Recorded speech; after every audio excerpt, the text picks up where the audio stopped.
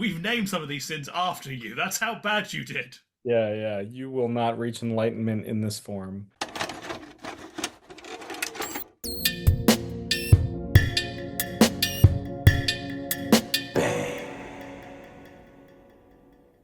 Hey there, Toonami faithful, and welcome back aboard Toonami Absolution, where we talk about the shows that made us us and the shows that made you you. Once again, we are your hosts. My name is Alex. I'm Sam. And I'm John. Dragon Ball Z, Ocean Dub, episode 16 and 17.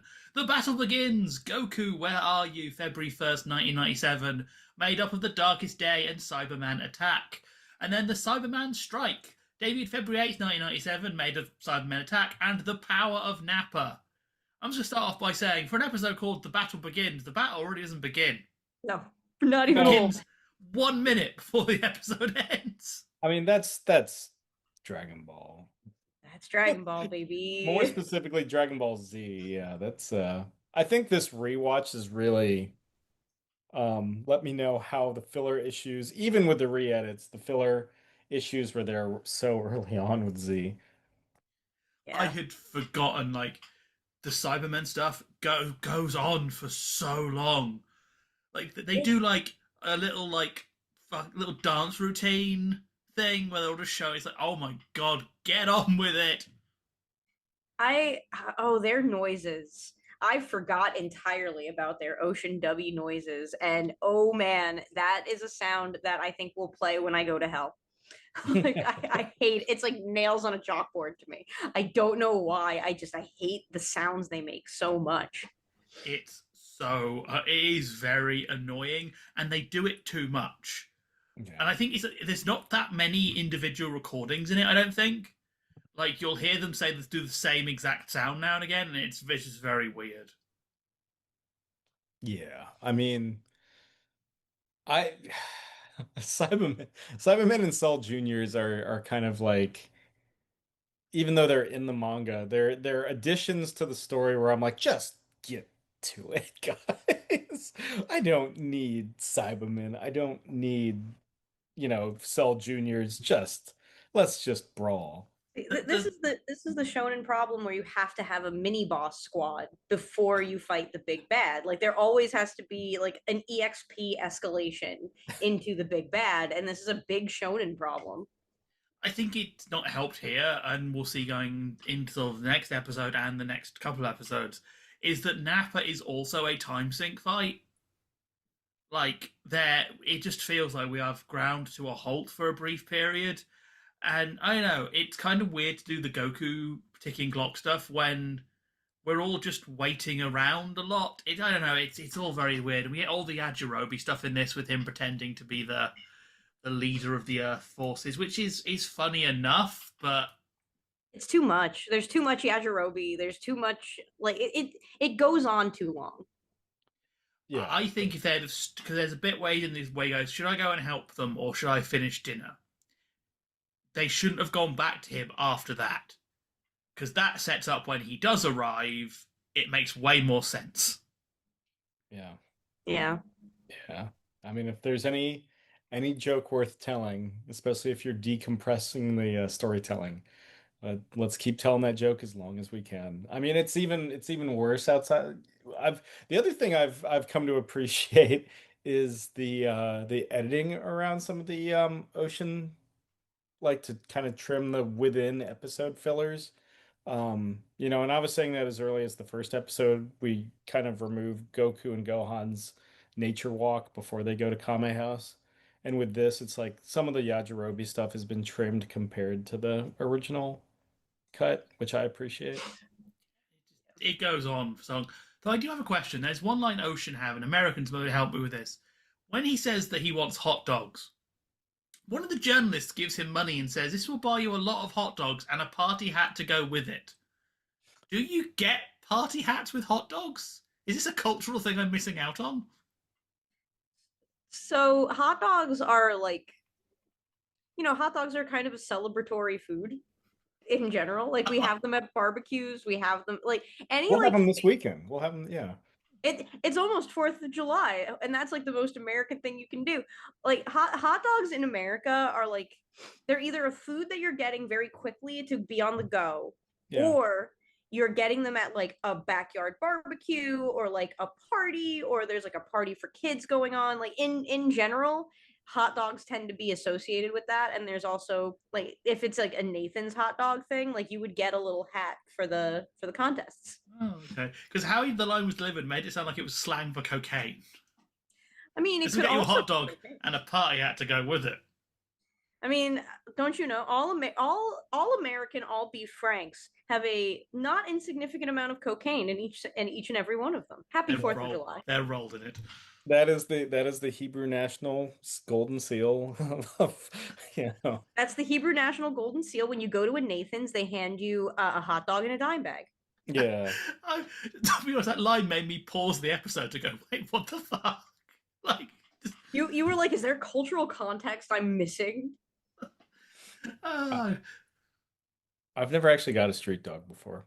You've never had a street dog before? I mean, okay. Sorry. I've had street dogs in Seoul. I've never had a street dog in the United States. Listen, okay. If you're ever in New York, you never get a street dog in like between 20th and 60th Street. Sure. The best street dogs are down either closer to State Street, so around like the ferry, or when you go above 80th. Yeah. You find really good guys on the corner. Granted, you have to be very used to eating street meat, but my favorite guy was in Staten Island. He went to my mom's high school with him. He had the best dirty water hot dogs ever. They were my favorite. I miss him every day. That's the thing. I don't like boiled hot dogs. You're wrong. You're just wrong. Like they got to be grilled. Like you You're got to just grill, wrong. Like you're just gotta grill incorrect. them dogs. I don't want them to be like cooked in their own juices. I want like But that's where the flavor is. The Anyway. flavor is in the juice. that made me feel actually nauseous. I don't want to be thinking about dog juice. Yeah, the Sabretti's juice, but the International juice. yeah. Anyway, back to Dragon Ball. So Saibamen with their weird head acid. They're also full of juice. Yeah. Their head acid hole, that comes back. I swear that head acid is the only reason they're in all the fighting games, because it gives them 2 attacks. Yeah, it's the easiest. I feel like it's the easiest grunt kind of enemy you can have as Cybermen Cell Juniors and Frieza Force soldiers. Maybe I'm projecting too much Freud on this, but is there a Freudian aspect to the head shape and acid color? Yeah, the acid is white in this for reasons. Listen, female Saiyans went extinct like 40 years ago.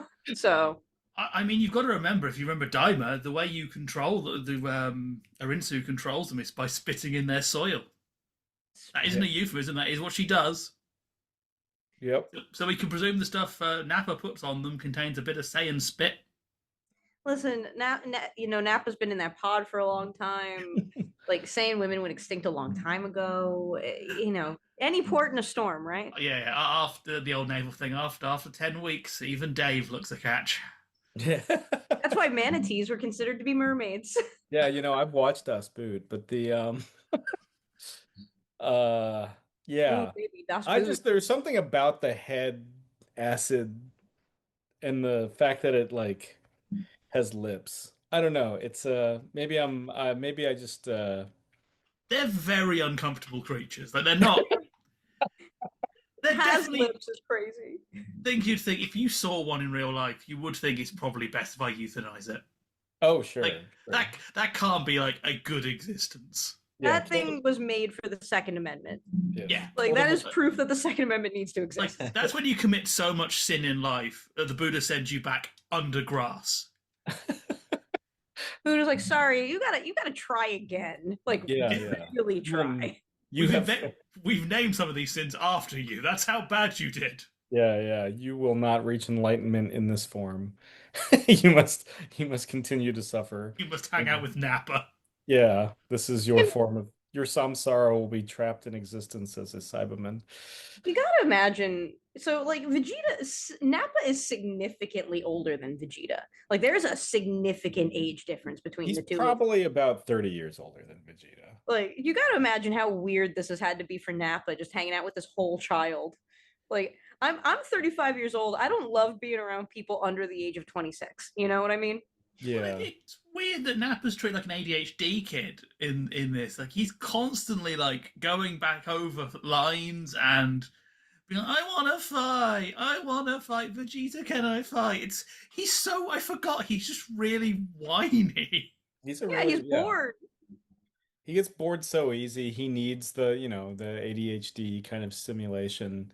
I mean, there's a point, not yet, but there's a point where Vegeta's like, yes, just go destroy some armies, destroy their navy real quick, and then come Yeah.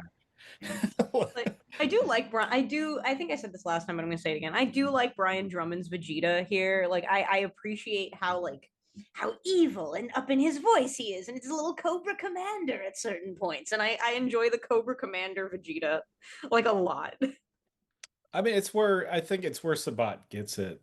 Because they did try to emulate some of the ocean voices when they started recording in-house in about 50 episodes or so. Sabat, at least now, is so much deeper, and Vegeta becomes British at a certain point with Sabat. So Yeah, or at least the closest approximation of British that Sabat can get. The Vegeta gets a little bit like this. yeah. It's a little transatlantic, a little British, as an American would think it's British. You know. Yeah, it's Speak on the very radio. he's basically Cary Grant. If Cary Grant like smoked even more cigarettes. Um like it's yeah, the for such a iconic duo, it is an odd start, I think, for Vegeta and Nappa in these episodes. It's amazing how little character Vegeta currently has. Like Vegeta is kind of just every 30 seconds he'll be like, "Ha ha ha ha, ha we're winning," then just go back to the saying nothing. It's very like I think it's a couple of weeks we'll get what I consider like the first moment Vegeta becomes a person when he kind of like expresses something beyond just what he's currently looking at. I mean, it's also a reminder that Vegeta was not supposed to stick around in the narrative. He was supposed to go the way of Raditz. He was not supposed to be around for much longer. And then the popularity polls came out, and Toriyama was like, "Oh shit, guess we're keeping him." Yeah. What do you mean Vegeta's more popular than these green guys? The rest of the show was built around them. We were gonna have more green guys, and now we have to keep Vegeta. Shit. Where do you think Vegeta was originally supposed to get like 86th? I think Do you Krillin think was supposed to stab him. I do think that Krillin was going to kill him. more than like the Spirit Bomb, more than Gohan landing on top of him? Because Goku at this point isn't allowed to kill people. Like Goku, he's no longer a child, and he can't kill people anymore. I Yeah. don't think that they were gonna let Gohan kill someone this early on in the narrative. It Well, was it's Vegeta's own fault because he takes the tail out. So it's almost like he's miscalculated so hard he gets it a would just be giant. too goofy to have him die underneath a naked child. You I know, think for someone that espouses as noble as he is, like I am the noble Prince Vegeta, I think him getting crushed by a naked child would probably be the best way to go. it would be the I Being do, clipped but out I of context. taken out of context. I do think that I kind of feel like Krillin was going to get that final blow. Like there was something in me that feels like Krillin was going to be the one to kill him.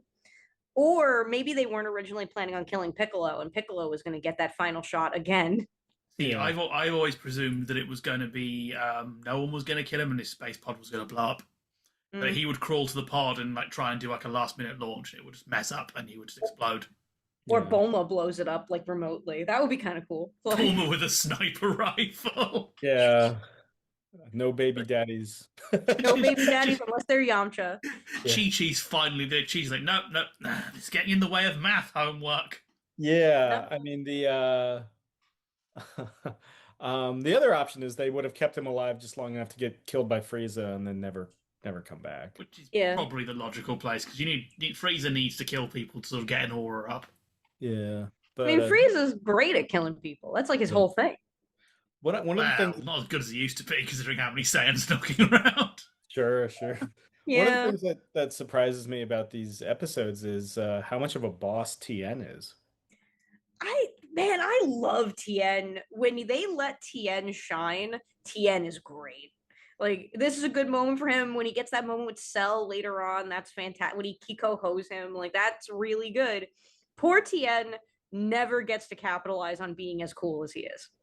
Yeah, Tien gets the first Saibamen fight, right? You Does- know, it's like not counting the skirmish between Krillin and Piccolo and the Saibamen. And then Um, poor Yamcha. well, I mean, do we want to dive into into that Let's right now, or? Before we get to Yamcha, I'll bring up the censorship for this first episode. Introduce some of our most famous lines in Dragon Ball history, including, fortunately, the residents were able to vacate when Nappa blows up part of the city. When he blows up a news chopper, they blew up the cargo robot. And when he blows up a helicopter, Yamcha from off screen in true lookout for snakes fashion. Look, I can see their parachutes. They're okay. they're And okay. what I love about that is you can clearly tell the "they're okay" was recorded separately. You because the pause isn't right and his tone is a bit weird. So clearly, what must have happened is they must have shown this to Saban with "Look, I can see their parachutes." Saban went, "That's not clear enough," so they had to go back and add "they're okay." But the fact it's totally off screen, it's such a funny line. Yeah. Listen, we're not killing Also, anybody until we're killing Yamcha. a parachute will not help you escape an exploding helicopter. That's the one time it's not the fall that kills you, it's the exploding helicopter. It is the exploding helicopter and the shrapnel from said exploding helicopter that's going to become a problem. Also, you got to Yeah. think if the robot the other thing they've left is a cargo robot, e.g., unmanned. Those news anchors must feel a bit like, oh, so they'll send the cargo on the unmanned craft, but no, we've got to be in firing range. Those guys need a union. I mean, that's one of the things that I forget. I also forget how much collateral damage there is with the There's a, Saiyans. there's a Like, lot of collateral damage with the Saiyans, and I don't think these people get wished back. no, they don't. We don't care about these folks. And members of There's the you're press. I'm watching, yeah, I'm watching this alongside the, Ocean dub and like Funimation dub, and go Nappa seeing like the news helicopter and be like, "You're the news now," like straight up killing a helicopter. Like, oh, fuck, okay, Shit, all right, this is what we're doing. But yeah, yeah, we this is it, the infamous death of Yamcha. yes, I was inspired while I was in Tokyo, as I am wont to do, and I did buy both Dragon Ball 3 for the Famicom and I love how Dragon Ball Z 2 for the Famicom. they Nice. hold Dragon Ball 2 up again. Yeah. I like how. Oh no, so the other one. Oh, One with I Dragon like Ball Piccolo. 3? I like Piccolo is looking at the price, slightly disgusted by it. Piccolo's Yeah, like, just 528 yen, yeah. I'm worth more Oh, than that. I'm more than $4. more than $4, damn it. But yeah, Yeah, I also got the first Budokai for the GameCube. very nice. How many yen was that? I can't see the text. That is 32.78, Wow, that was a lot more yen than the other but one. not as bad as the copy of Pepsi Man that I picked up. I believe that. But yeah, no, we've killed Yamcha now in a pose that will become so infamous that it will be referenced everywhere. It got a statue at one point. Yeah. I don't know if you guys have heard about Yamcha proverbs. Have you heard about Yamcha proverbs? Is that after Yamcha Psalms? No, this is a real thing in Japan. Apparently, is that fans of Dragon Ball will take classic Japanese proverbs and replace certain parts of it with Yamcha's name to be like more disappointing. And this is where a lot of that starts coming from. Poor Yamcha. Poor Yamcha. Well, you say it in a post that becomes iconic, not if you're watching the TV Ocean broadcast. Yeah, In which case, Yamcha vanishes. They brush him out of all of the crater shots and cut any shot that has him visible, which reaches, in my personal favourite, is when they go back to Coming House, they're watching it on TV. They have brushed him out of the crater on TV, so they're all just looking at an empty crater. And Bulma just starts crying. Bulma did get a nice piece of animation there that I was actually kind of shocked at how good it looked with her like grabbing her face as like it's sinking in. Like, that was a very nice little piece of animation from Toei right there. I mean, they trim a lot of the kind of the grieving for Yamcha, obviously, in the, Obviously. in the ocean, whereas like they go full tilt in the original. Like Puar basically implodes. We see Bulma's reaction. We see Krillin, constantly, racking, which is what makes his like badass, his one badass moment in this pair of episodes, or in these episodes, kind of really shine. This is back when death counted in Dragon Ball. Yeah. Well, also when we were like, oh, this dude's already been wished back by Dragon Balls, we can't bring him back ever again. Yeah, that's why. I mean, that's the entire reason why Yamcha steps up, right? He's like, hey, I haven't been brought back by the Dragon Balls yet. I can do this. I got this. Yeah, he does not got this. And it is kind of like this is I will say, Yamcha had already been going through some stuff, but this is like the start of the end for this character in a lot of ways. Like this is where it's like, oh no, this character does not get a win ever again. He loses to the weird plant person. Yeah, I like what they. It's kind of, this is one of those moments where I like it conceptually. I think it shows the Saiyans are dirtier fighters, that we're not in kind of the martial arts tournament world anymore, where fighters are generally noble, even when they are evil. But at the same time, it's impossible to watch this scene now because the memes have polluted my mind and I can't feel sad. All I can do is point at Yamcha and go,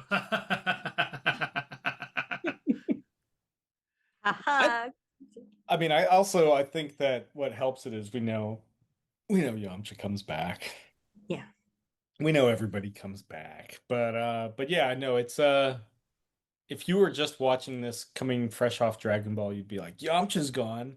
Oh shit. We'd already lost Chaozu, we had already lost Krillin, we had already lost Roshi. Yamcha, yeah, this was kind of a big deal. He's our first cool character in the series, so to speak, in the franchise.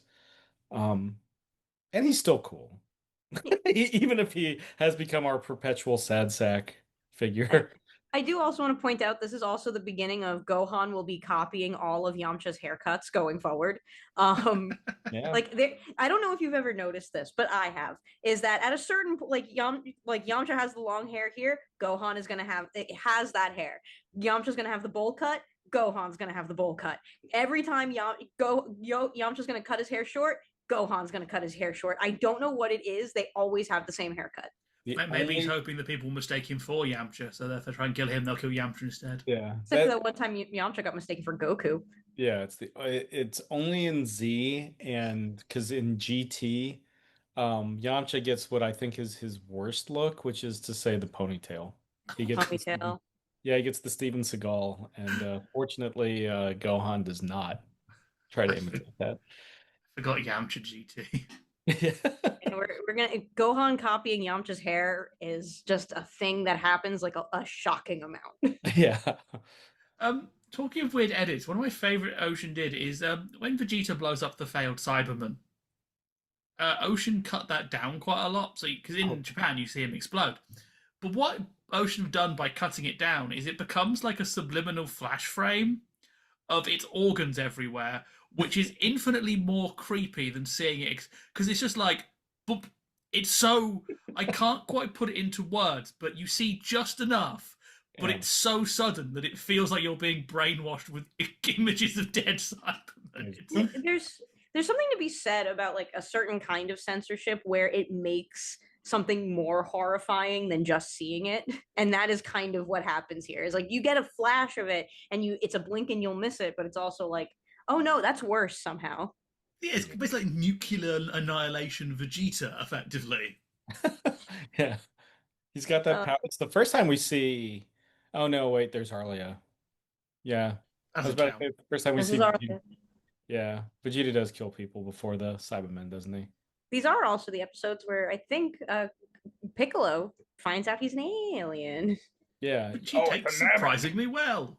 And he's like, I always knew I wasn't from here. It's like, oh yeah, no shit. Yeah. No shit, It cuts to Kami, the old wise Namekian. He's like, oh, this answers so much. And it's just like, yeah, yes. You never really thought about this, huh, Kami? Never really gave it a thought, especially when you were speaking in Namekian to Piccolo during the Tenkaichi Budokai, you monster.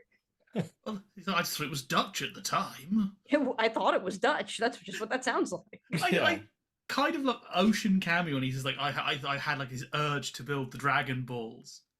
Says it in such a mundane way. It's just kind of like when you're like, yeah, no, I thought I'd grab a second cup of coffee. Like, it's not like, it wasn't like a big thing. Just one day I was like, gonna make some Dragon Balls, I think. Anyone want one? To me, it kind of read more like, how salmon get the urge to swim upstream. Namekians just get the urge to make Dragon Balls. Like, they can't explain why. It's just part of their reproductive cycle. You know, in Close Encounters of the Third Kind, when the guy's making the alien ship and his mashed potato, was Cammy always making his dinner into balls? He was like, no, I sense something that I need to do. Yeah. His biological instinct is to create wish-granting magic balls. And that opens up so many more questions where it's like, do all older like all Dragon Clan older Namekians get this urge? Do they have overlapping Dragon Balls at a certain point? Or is it just like the Queen Namekian that gets to make them, much like how ants work, We know Great that there Namekian ball off. Yeah, we know that there is, and I'm counting GT in the canon here. So, Kami's Black Star Dragon Balls, Kami's current set of Dragon Balls, Guru's Dragon Balls, which he then bequeaths to Nori, the next in line in the Namekian canon or Namekian culture. Now, are the Super Dragon Balls made by a Super Namekian that we never see? Oh, like yeah, that's a question. I And think then they yeah, do. the planet-sized Dragon Balls. I And think then they of do course, say it was built by something. yeah, and then Daima's got the Shadow Realm or Demon Realm Dragon Ball. That was built by a Namekian because we meet him. And there's like all the evil ones, supervillain ones. There's usually a Namekian involved. There's five and two of them are made by Kami. Unless or does Dende make his own set too, or does he just inherit Kami's? Dende inherits Kami's, but they get bigger after Dende like takes over. That will happen sometimes. That will happen sometimes. Like Dende's when Dende takes over, he just wakes the dragon back up, and then he lets the dragon grant 2 wishes at a time. That's his thing. And then it expands, and then they get to Dragon Ball Super Superhero, and he's like, I gotta upgrade the dragon again. Yeah, brought some more RAM. I do like that. That's just putting like the sacred divine water on the dragon statue, and they'll just like, here we go. And like even in Z later on, like Dende mentions like, oh, do you have the original model that the dragon was based off of? So there are levels of how this happens. So it's not just the instinct to craft balls; it's the instinct to make a tiny little dragon and put that tiny little dragon that somehow you give life to into the balls. Yeah, it does raise almost like Toriyama hadn't planned the series to go on that long. Right? It's almost like it wasn't supposed to last this long. Yeah, the Saiyans are like Vegeta and Nappa are aware that Piccolo's a Namekian. They deduce that means the Namekians are able to create Dragon Balls. They know where Namek is. They do not like they're just like, well, we're here already. Even though you say the Dragon Balls are gone for a year, let's just party. Well, they didn't know about Piccolo necessarily. Like they knew the Dragon Balls were there. It was until they didn't know until they saw Piccolo that he was a Namekian, and then when he dies is when they figure out the tie to the balls and the Namekians. They phrase it weirdly because how Vegeta phrases it makes it sound like he knew from his voice, but that I think is just dodgy voice acting. I think it's dodgy voice acting too. One of the things that gets, I don't know if it's in the Japanese dub or if it's the Funimation dub. In one of them, like Vegeta specifically instructs Nappa not to kill Piccolo because he's like, we need them. He'll do that in the Ocean dub. Right. Yeah. Yeah. Which we'll get, I think, next week. That's next week if they do the you can't kill the Namekian because we need him. Yeah. Oh man, we're getting closer and closer to another Scott McNeil character dying. We're getting. John, I have to ask you, just at the end of these episodes, you have to have an edit of like more rest in peace things for all of the characters that are going to die. Yes. Part of the reason I recorded the funeral march myself was because I knew this was coming. Well, John, I'm sure. I mean, as we're wrapping up, I'm sure there's a lot of factoids you have that we haven't touched on. Nope, this episode has very little going on. We've covered most of it. Most of the cutting is just Yamcha is not dead anymore. The biggest actual cut in the second episode is Roshi robs Bulma's butt and then gets smacked for it. Which, good on you, Ocean. That should have been cut as a stupid joke anyway. Yeah. It's in the next dimension. It's fine. There's a lot of general Kame House extending out little bits here and there or cutting off bits, but nothing major. These episodes are pretty close aside from gore removals. No, I can give you one fun fact. That in 2018, Toriyama confirmed that the Saiyans did not invent the Saibamen. They are a life form discovered on a certain planet. Oh, a certain planet, you say? How specific? There's a lovely Seiko Jump interview in 2018 Toriyama does where he answers fans, e.g. children's questions, and they all ask like very, very specific things about the Saiyans. Like, do Saiyans have fun? And like, do Saiyans have birthdays? It's really because he's clearly making up as he goes along, but it's really sweet because he's like, obviously, clearly they're kids. I'm gonna give them a good answer. So cute. So he says they're very, very hard to handle a harvest, and they may actually attack you. So only certain warriors are capable of using them. Hence why we don't see them used by anybody else. That's why Nappa gets to have them in Dragon Ball Fighter Z as his I think just like his triangle. His friends.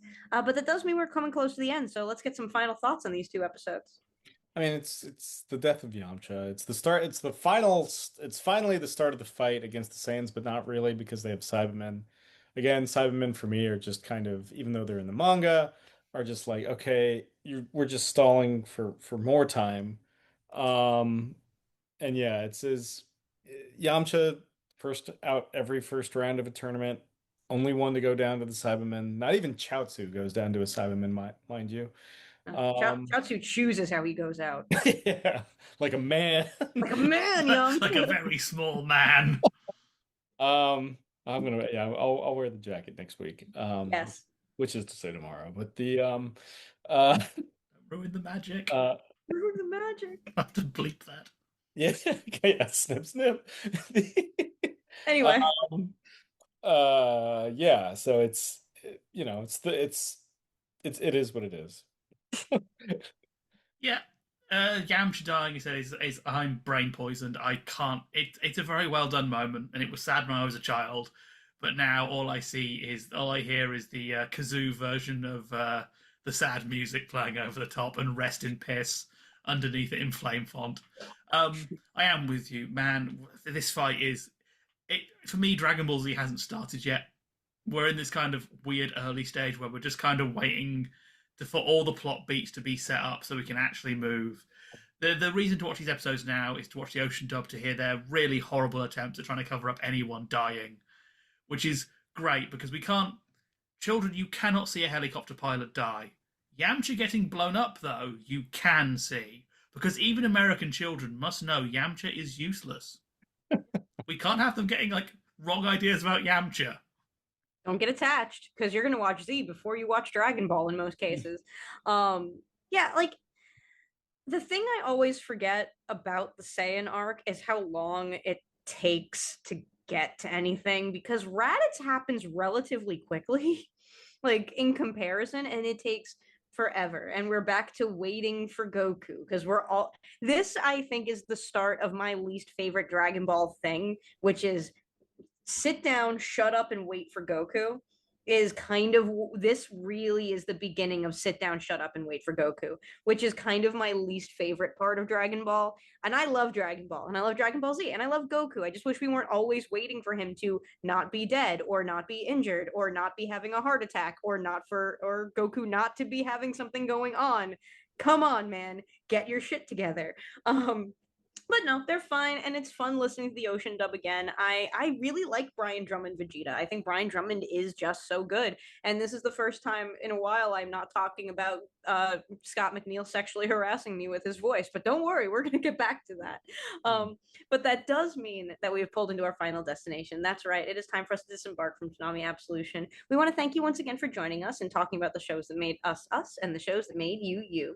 We have been your hosts. My name is Alyx. I'm Sam. And I'm John. And we'll see you next time. Bang.